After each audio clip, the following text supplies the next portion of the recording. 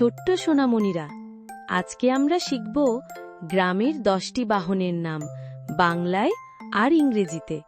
চলো তাহলে শুরু করি। এই গরু টানা বাহনটি হল গরুর গাড়ি। ইংরেজিতে বলা হয় বুলক কার্ট। বুলক কার্ট মানে গরুর গাড়ি।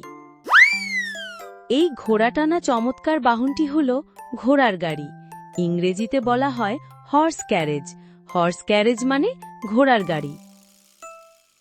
এই পানির উপর ভেসে চলা বাহনটি হল নৌকা। ইংরেজিতে বলা হয় বোট। বোট মানে নৌকা। এই দোলানো সুন্দর বাহনটি হল পালকি। ইংরেজিতে বলা হয় প্যালেনকুইন। প্যালেনকুইন মানে পালকি। এই মহিষ দিয়ে টানা বাহনটি হল মহিষের গাড়ি। ইংরেজিতে বলা হয় বাফালো কার্ট। বাফালো কার্ট মানে মহিষের গাড়ি। এই যে 3 চাকার ছাউনি সারা বাহনটি হল ভ্যান। ইংরেজিতে বলা হয় ভ্যান। ভ্যান মানে ভ্যান। এই 3 চাকার জনপ্রিয় বাহনটি হল রিকশা। ইংরেজিতে বলা হয় রিকশা। রিকশা মানে রিকশা।